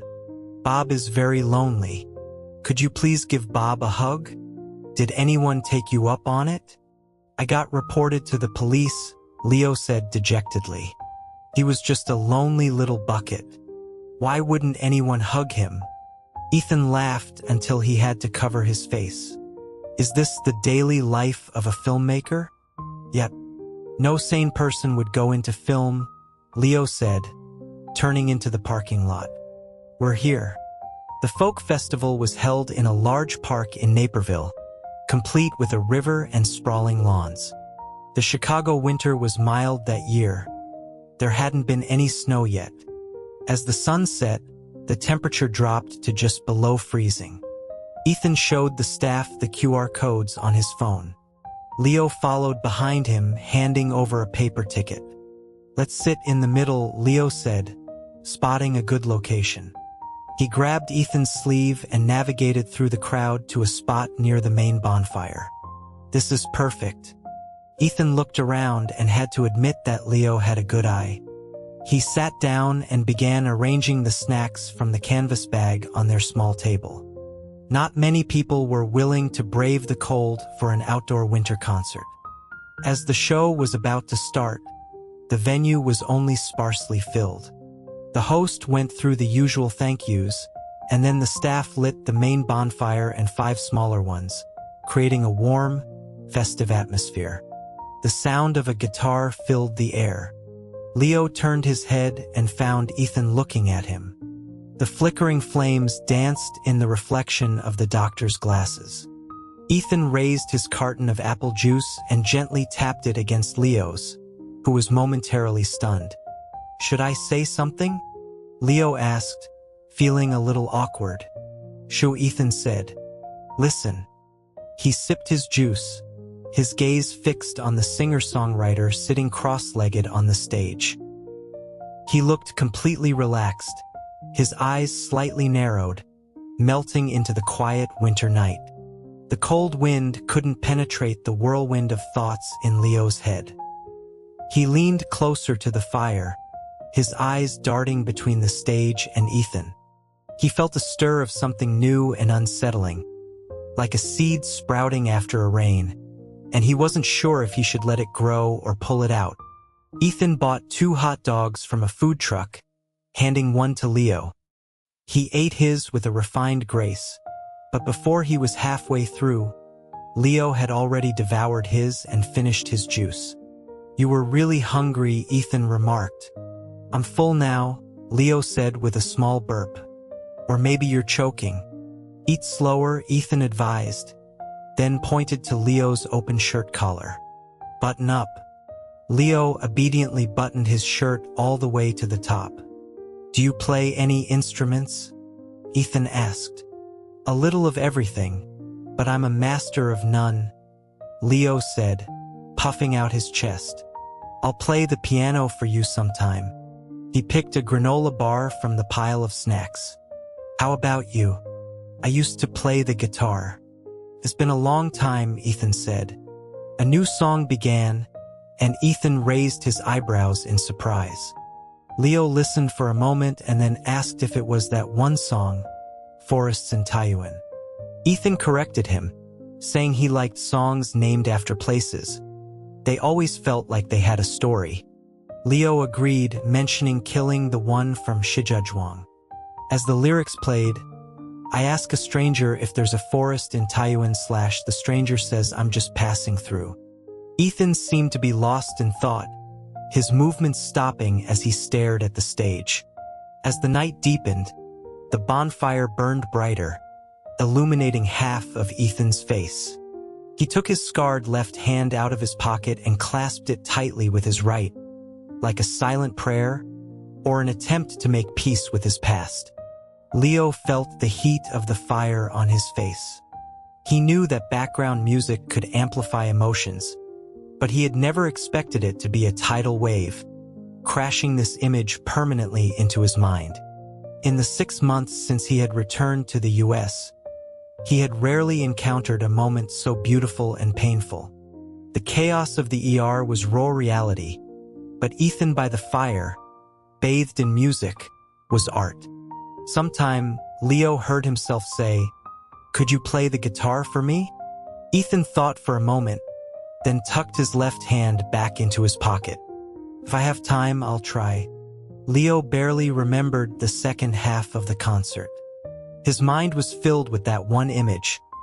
Ethan's focused profile, his hands clasped by the fire, the flames reflected in his eyes. A scene worthy of being replayed over and over again. Around 10 o'clock, the final song ended. Ethan applauded enthusiastically, his apple juice now replaced by a carton of yogurt. He finished the yogurt, flattened the carton, and gathered all the trash on their table. He stood up and gestured to Leo. "Let's go." Leo stood up and followed him out of the venue. "Which song did you like?" Ethan asked. "The Taiyuan one," Leo said, as it was the only one he really remembered. "Me too." Ethan tossed the bag of trash into a nearby bin. They found the red Buick.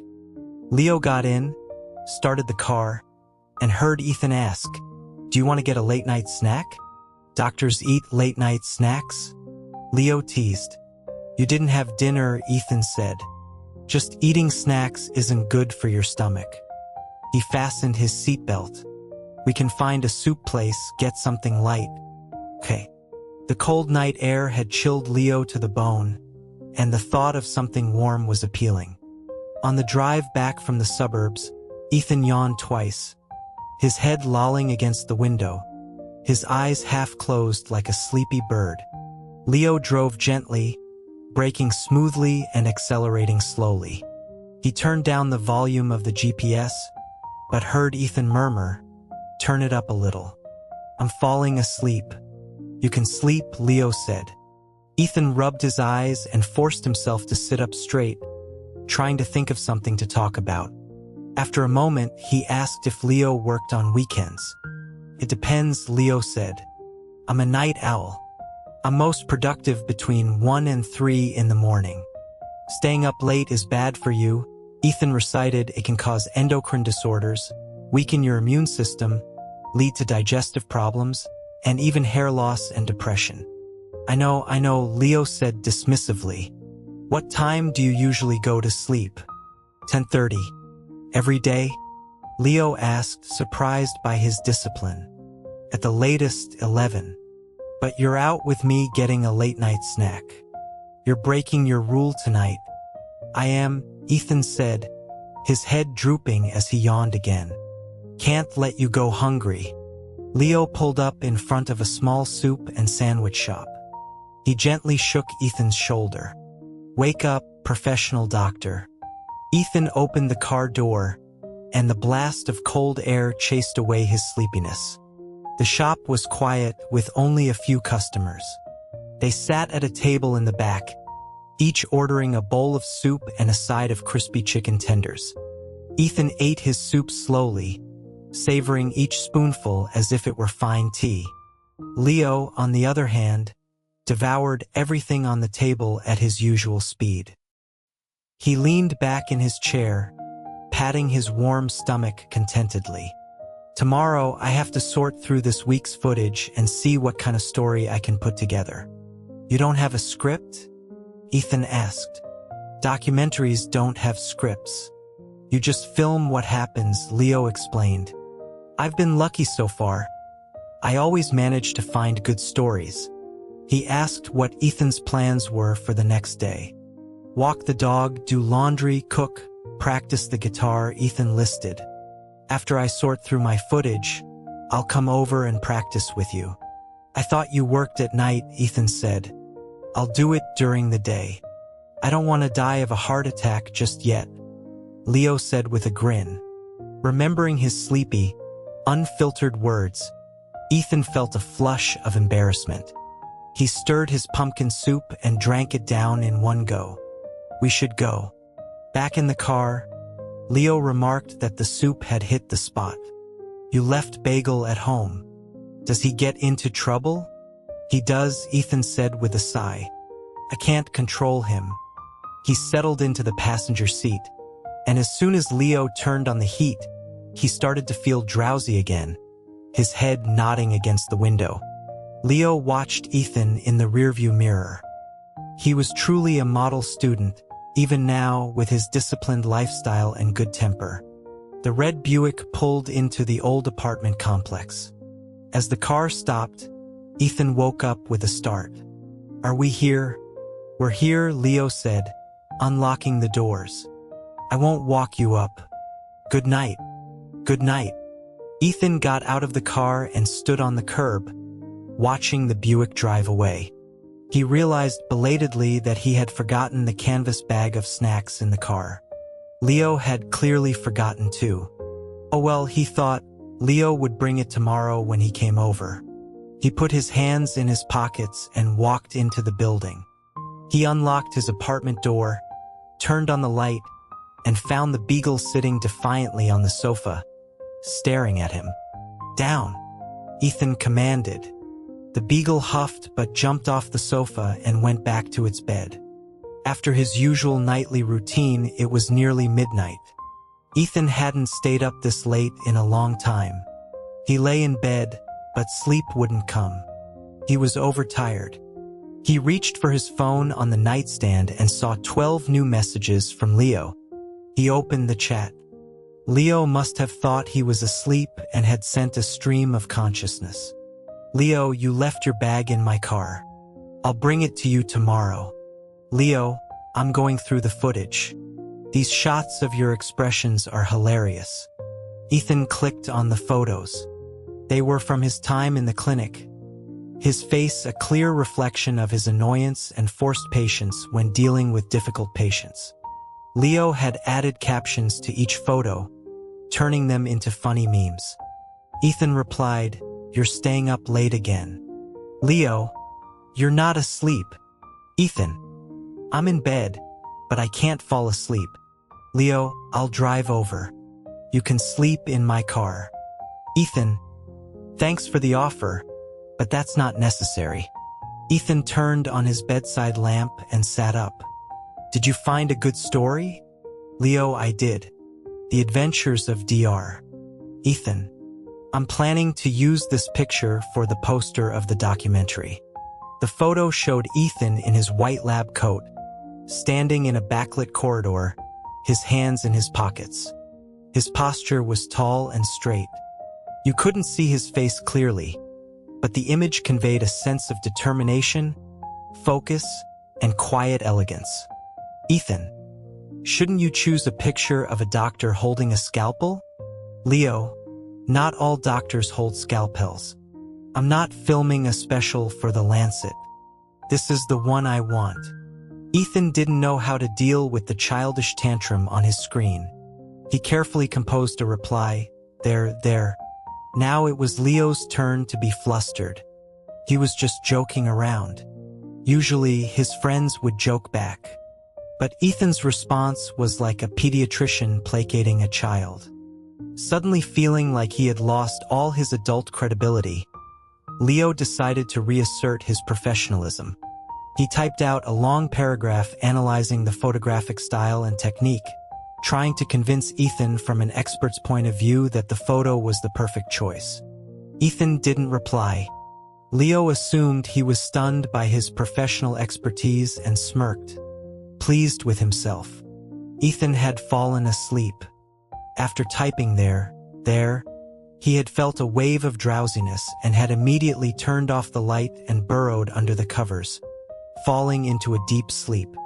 At 9 the next morning, Ethan woke up to find the beagle sitting by his bed, holding its food bowl in its mouth, its ears drooping, and its tail wagging hopefully. This was the only time the dog was willing to humble itself before him. Ethan sighed, got up, and went to make the dog's food. Bagel was a picky eater, refusing kibble in favor of a specially prepared meal. Only Ethan's cooking could satisfy its discerning palate. After sending his long, pretentious analysis of the photo, Leo had tried to get back to work, but he couldn't focus. He picked up his phone and reread his message, cringing at how pompous it sounded. He had actually tried to lecture a medical doctor on photography. He grabbed his phone, went out onto the balcony, and let the cold wind clear his head, trying to figure out how to salvage his image. Leo, ignore me. I was being an idiot. Leo, please pretend that last message never happened. I'm hitting my head against the wall now. Leo, Ethan didn't understand what Leo was going on about. He squatted by the beagle's food bowl, frowning at the string of nonsensical messages. The other person seemed very upset. Ethan, what's wrong? Leo didn't reply for a long time. He was probably asleep. Ethan patted the beagle's head. The dog wagged its tail distractedly. This was one of the few peaceful moments they shared. Sunday was Ethan's designated cleaning day. He tidied the entire apartment until it was spotless. The washing machine hummed, the plants on the balcony thrived, and the beagle sat by the door, waiting for its walk. The sun was shining brightly. Ethan took Bagel to the dog park across the street. He unclipped the leash, and the dog immediately bounded over to its best friend, a golden retriever. Ethan sat on a wooden bench, took out a handful of corn kernels and jerky, and waited for his other friend. A magpie with a striking blue tail landed gracefully on the armrest of the bench. It was not at all afraid of Ethan and stretched its neck, asking for food. Ethan placed the corn and jerky on the bench and watched it eat. The magpie ate slowly, occasionally looking up at Ethan. When it was finished, it didn't fly away but hopped onto the back of the bench, folded its wings, and sat with Ethan, watching the dogs play on the grass like two old friends. Their friendship was simple. Ethan came to the park often and had fed the magpie one winter a year ago. Since then, he had continued the weekly ritual, and the magpie always waited for him. When Leo arrived, the first thing he saw was the beautiful man sitting side by side with the magpie. He couldn't help but feel that Ethan was like a character from a fairy tale. Where did the magpie come from? Leo asked. The park, of course, Ethan said, patting the spot next to him. Do you want to sit? The magpie turned to look at Leo, its beady eyes sharp and intelligent. I don't want to steal its spot, Leo said. The magpie flapped its wings and flew to a nearby branch, generously giving up its seat. What was wrong last night? Ethan asked, bringing up Leo's strange messages. Just some pointless rebellion against aging, Leo said. I really just wanted to use that photo for the poster, that's all. Oh, you mean the long paragraph after that, Ethan realized. Yes, Leo said, covering his face in embarrassment. I want to die. You're the professional. Of course, you know best, Ethan said. So you didn't think I was being a know-it-all? Well, Ethan drawled a little. Leo's last-ditch effort to save face failed. He curled up on the bench, hugging his knees and burying his head, refusing to engage with the world. Ethan's lips curved into a gentle smile. Most adults wouldn't reflect on their actions, and even if they did, they wouldn't admit it so openly. Leo's frankness was refreshing and amusing. So he reached out and did what he had mentioned in their chat the night before. He patted Leo's head. "That'll stunt my growth." Leo's muffled voice came from between his knees. "At your age, you're not growing anymore anyway," Ethan said. Leo just grunted in protest. "Did you finish your work?" "No, and I don't want to," Leo said. After his cringe-worthy realization, he had been so annoyed with himself that he couldn't bring himself to work. So he had shut down his computer and come to find Ethan to practice the guitar. "Is the film going to be on a major network?" "The network and streaming platforms simultaneously," Leo said. "But there's no rush. We have a 2.5-year filming schedule and another 6 months for post-production. The earliest it will be released is the summer after next." Ethan checked his watch. "Have you had lunch?" Leo hadn't even had breakfast. "Good, we can make something together," Ethan said. "What do you want to eat?" "Whatever the chef wants to make." "I'm not picky," Leo said with a grin. The car's parked on the street. "I can drive you to the grocery store." "Bagel," Ethan called to the dog, who was playing wildly in the middle of the park. "Time to go home." The beagle reluctantly touched noses with the golden retriever and trotted back to Ethan, looking over its shoulder every few steps. Ethan clipped on the leash and heard Leo say, "Actually, I'm a pretty good cook myself." "What can you make?" "I can do simple dishes. I did study in the UK after all," Leo said. "If I couldn't cook, I would have starved in Edinburgh." "The kitchen is all yours, then, chef," Ethan said with a laugh. Leo noticed that when Ethan was not at work, he smiled a lot more. His eyes would curve into crescents behind his thin glasses, full of the warmth of spring. "The market is just ahead." "We don't need to drive," Ethan said.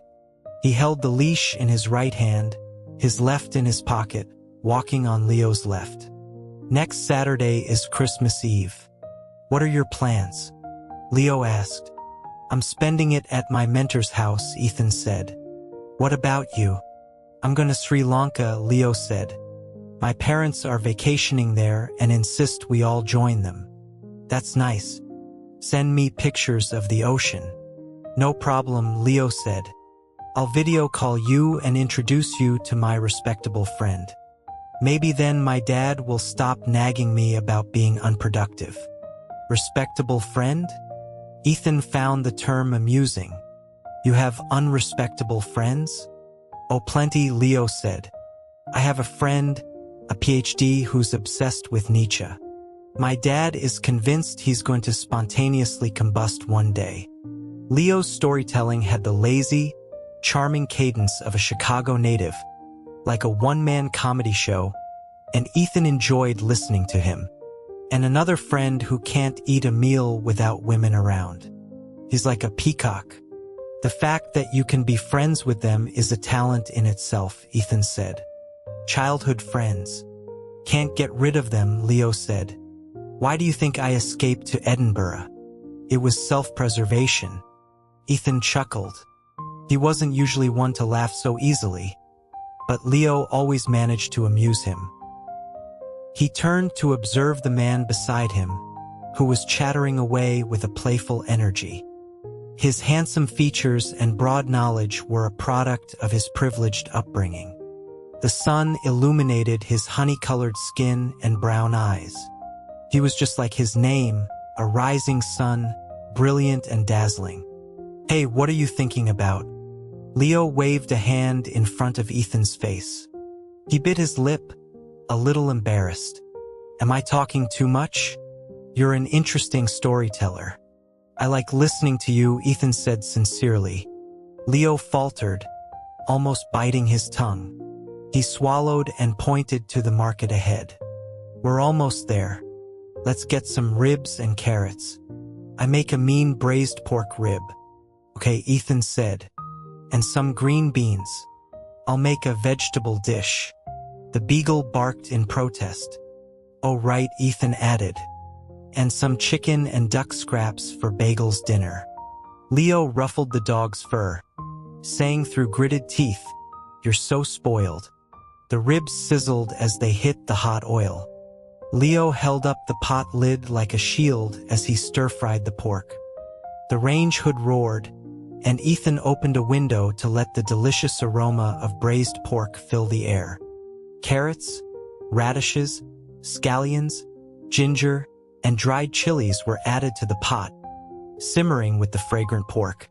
Leo tasted the broth. Perfect. Ethan handed him a clean plate.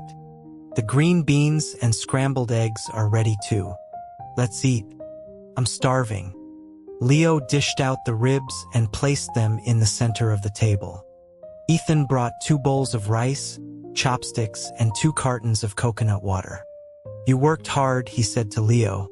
My cooking is legendary in Edinburgh, Leo boasted. When I used to cook, the whole street would knock on my door to ask what I was making that smelled so good. It does smell amazing, Ethan said, picking up a piece of rib. Cheers, Leo said, raising his coconut water. Even though we've only known each other for a week, it feels like we've known each other forever. Do you say that to all your friends, Leo? Of course not. I'm very selective, Leo said, propping his chin on his hand and pretending to complain. Dr. Ethan is a tough critic. Very hard to please. Then I'm honored, Ethan said, taking a sip of coconut water to hide his blush. He tapped his chopsticks against his bowl. Let's eat before the food gets cold. Leo, pretending not to notice Ethan's discomfort, dug in. Ethan, meanwhile, reflected on his own behavior. Had it been so long since he'd made a new friend that his social skills had completely atrophied? He washed the dishes mechanically, his mind blank. What song should we practice? Leo asked, strumming the guitar he had brought. It's been a while. I haven't thought about it. Just find something. Leo tentatively plucked out the tune of Twinkle, Twinkle, Little Star. Okay, not too bad. Ethan came out of the kitchen with his own guitar and sat down next to Leo, his left hand pressing on the strings. Leo could clearly see the pinkish scar, like an ugly crack in porcelain.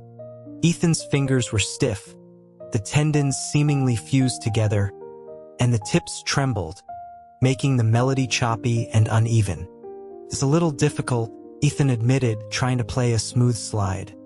He had to try several times to get the hang of it. Leo watched him quietly, holding his own guitar. Words felt too light and too heavy at the same time. Nothing he could say would be right.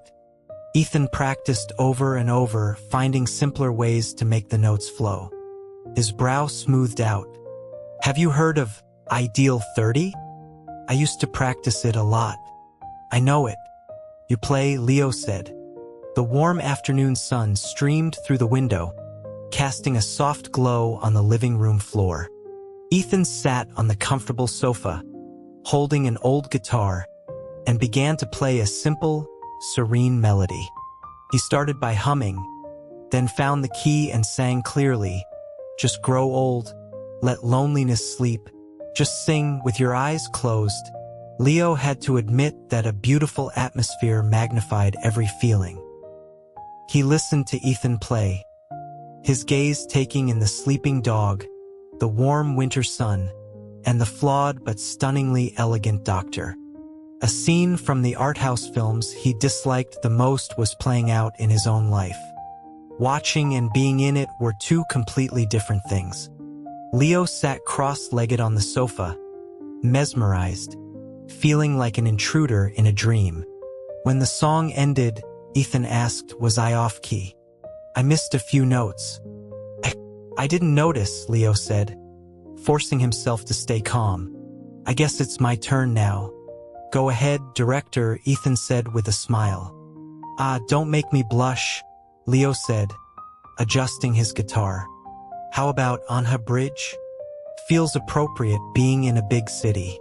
Ethan tapped out a rhythm on his guitar as Leo began to sing. His voice wasn't as deep as the original singers, but it had its own unique charm. They harmonized on the chorus, their voices blending together yet remaining distinct. They sang the whole song through, then instinctively raised their coconut waters in a toast. Dr. Hayes, Leo said, "Do you mind if I film you singing?" "What for?" Ethan asked, suddenly wary.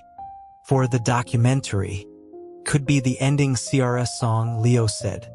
"You sing so well." "Not really," Ethan said, refusing. "No. How about this?" Leo compromised. "Not for the documentary, just for my personal video diary." He took out his phone and showed Ethan his collection of videos. "This is from my time in Edinburgh.